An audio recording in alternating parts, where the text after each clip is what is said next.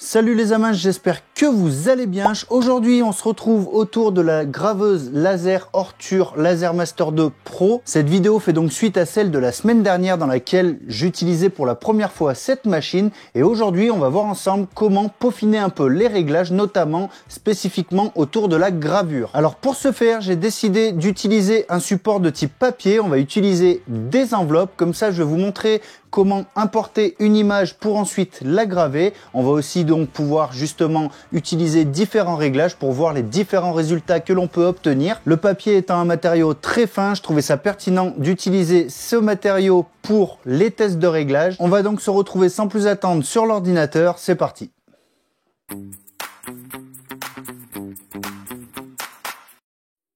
Alors, il est temps de créer notre image. Donc moi, pour ça, je vais simplement utiliser GIMP, qui est un logiciel gratuit.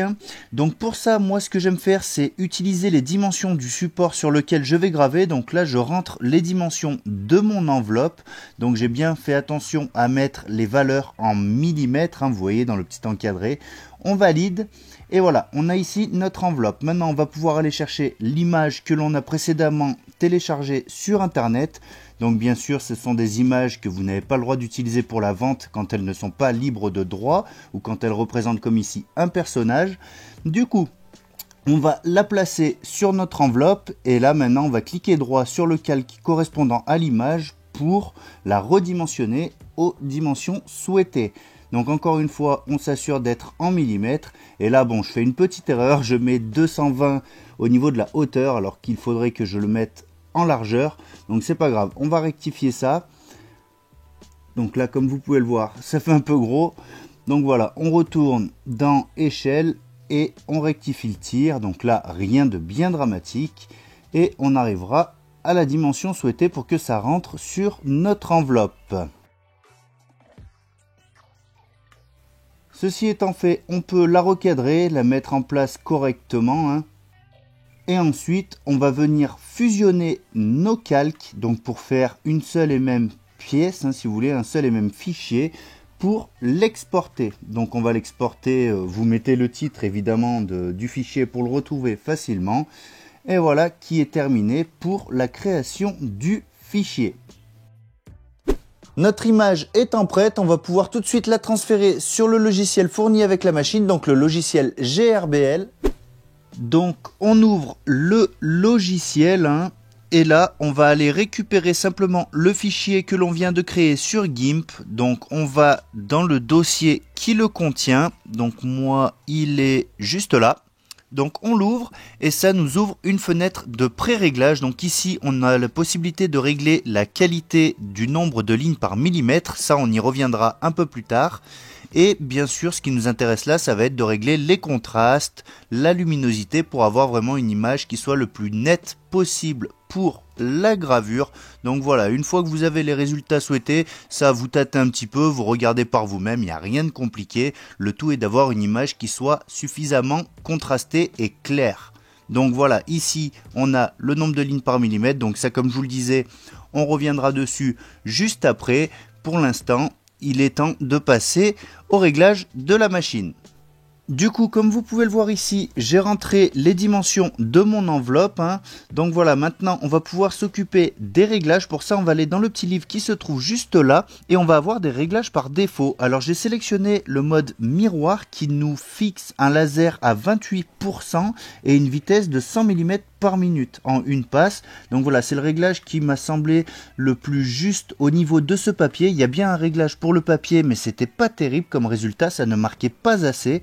Voilà, donc maintenant on peut venir connecter le logiciel. Ensuite vous verrez un peu les différents menus. Donc ici on peut centrer, on peut mettre le laser sur le coin en bas à gauche de l'enveloppe, on peut procéder à un contour. Ça voilà, c'est vraiment des choses que vous pouvez voir par vous-même. Nous, ce qui va nous intéresser maintenant, c'est de mettre en route sur la machine et c'est parti pour la gravure.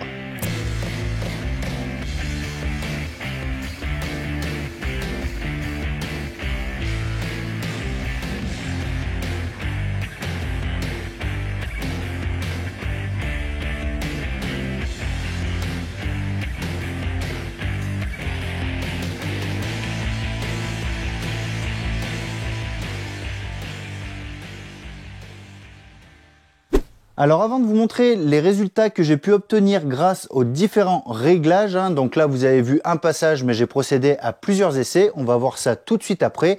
Avant ça, je voudrais revenir donc sur le réglage du nombre de lignes par millimètre. Je vous ai fait un petit schéma, c'est simplement que sur une même largeur, donc sur 1 mm, si on sélectionne 3 lignes, on aura donc 3 lignes qui vont se faire dans un écartement d'1 mm.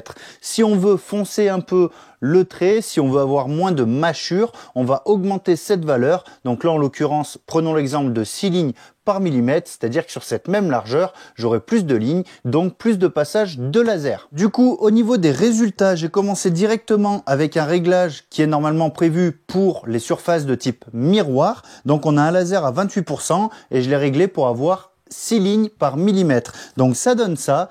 Alors le rendu est plutôt intéressant. Tenez, dites-moi en commentaire si vous reconnaissez un petit peu ce personnage. Donc voilà, le rendu est intéressant, mais forcément ça arrive à traverser. On a un laser un peu trop puissant. Alors pourquoi j'ai choisi ce réglage par défaut? Tout simplement parce que j'avais fait un premier essai avec les réglages pour un papier craft. Donc c'est ce qui se rapprochait le plus de ce matériau-là. Et là, on a un laser donc à 18% de puissance. J'ai aussi réglé pour 6 traits par millimètre, mais c'est pas franchement concluant. On a vraiment un résultat qui est pas terrible, on voit pas grand chose. Donc voilà au niveau des réglages prédéfinis, mais en creusant un peu, j'ai vu qu'on pouvait finalement régler la puissance du laser directement sur le logiciel. Donc on parle toujours là du logiciel qui est fourni avec la machine. C'est vraiment dans ce but-là que je fais cette série de vidéos. C'est pour voir dans l'état comment on peut utiliser la machine en tant que novice. Du coup, pour régler les paramètres manuellement, ça se passe comme ça. On va commencer par aller récupérer les fenêtres de réglage. Donc pour ça, on fait fichier, recharger le dernier fichier. Voilà, ça nous ouvre les fameuses fenêtres. Donc c'est pas sur celle-ci que l'on va intervenir, c'est sur la suivante.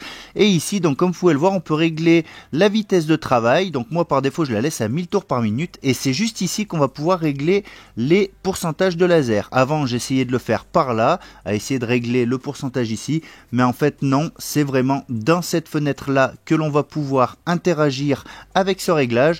Donc là par exemple pour un laser à 23%, je choisis 230, ce qui va nous donner donc 23% comme vous pouvez le voir ici. J'ai donc réglé mon laser à 23%, vous l'aurez compris, c'est pour arriver à une valeur qui se situe entre ces deux exemples là, et je suis arrivé à ça. Donc on a quelque chose de moins foncé, et pour autant ça traverse pas, seulement à des endroits où il y a quand même pas mal d'ombrage, ça arrive à percer un petit peu, donc on voit à travers, mais je veux dire le papier ne peut pas se déchirer. Donc ça c'est plutôt un bon résultat, mais j'ai quand même voulu aller plus loin. Donc de là je me suis dit, plutôt que de changer la valeur donc de la puissance du laser, je vais jouer sur le nombre de traits par millimètre. Je suis donc passé à 7 traits par millimètre, et là j'ai ce résultat-ci. Donc comme vous le voyez, c'est bien plus foncé, mais par contre du coup plus de passages au même endroit, ça fait que là on est de retour sur quelque chose qui traverse. Du coup on a continué avec les réglages. Cette fois-ci, je suis parti sur un réglage de laser à 20% de puissance avec toujours 7 traits par millimètre, et j'ai ce résultat-là. Donc c'est pas franchement marqué, c'est un peu terne, mais en soi, le résultat pourrait être vraiment convaincant, convenable. Et du coup j'ai essayé cette fois-ci avec 8 traits, et là par contre une nouvelle fois, même à 20%, on arrive à traverser aux endroits qui sont un peu plus ombragés. Du coup pour un papier de type enveloppe, le réglage que je vais retenir, ça va être une puissance de 20% pour 7 traits par millimètre. Après bien sûr en fonction de l'épaisseur du papier vous pourrez jouer un peu sur les réglages, mais vraiment c'était pour montrer qu'on pouvait avoir des résultats vraiment différents même en jouant un tout petit peu sur les valeurs. Et c'est vraiment là encore une fois le but de cette vidéo, c'est pour faire les choses ensemble, pour avancer ensemble. Et maintenant on va voir le résultat qu'on peut obtenir sur un autre type de support. Je vais simplement utiliser les petites cartes format carte de crédit, elles sont en aluminium anodisé, donc ça aussi c'est fourni avec la machine. Donc là pour les réglages, on va prendre les réglages par défaut. On se rend donc sur GIMP pour créer notre format, donc le format de la carte de crédit, donc 90 mm de largeur pour 55 mm de hauteur. On va pouvoir valider, et ce qu'on va faire là cette fois, c'est qu'on va créer une zone de texte. Donc je me casse pas la tête avec la police et tout ça, on va faire quelque chose d'assez classique. Alors voilà le petit texte, abonnez-vous, ça me soutient énormément, merci aux plus de 40 000 personnes déjà présentes, vous êtes les boss. On va ensuite fusionner encore une fois les calques pour pouvoir les exporter et aller les récupérer ensuite sur le fichier GRBL. On reprend donc notre logiciel GRBL et on va ouvrir le fichier que l'on vient de créer. Donc il est ici, carte métal anodisée. On l'ouvre dans le fichier et là on va pouvoir procéder donc au fameux réglage. Je ne vais pas changer quoi que ce soit au niveau des contrastes. Par contre, au niveau de nombre de lignes par millimètre, je vais mettre 8. Là, on est sur de l'aluminium, ça risque pas de traverser et on aura vraiment quelque chose de propre. Voilà. Donc maintenant, on va aller dans les réglages par défaut. Donc on va dans le petit livre et on va dans matériel. Et là, voilà, il y a la liste des matériaux pré-réglés. Donc on prend aluminium anodisé et on applique le réglage. On va pouvoir créer et envoyer vers la machine.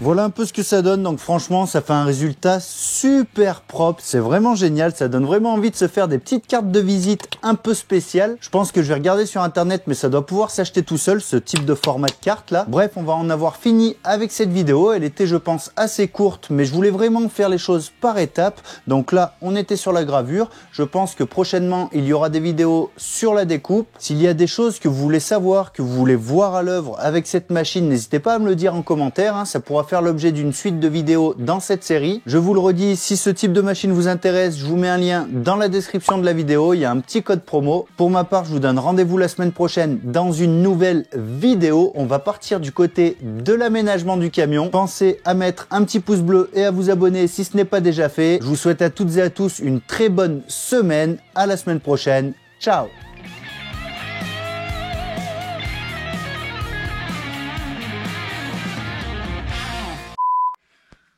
Le petit canaillou.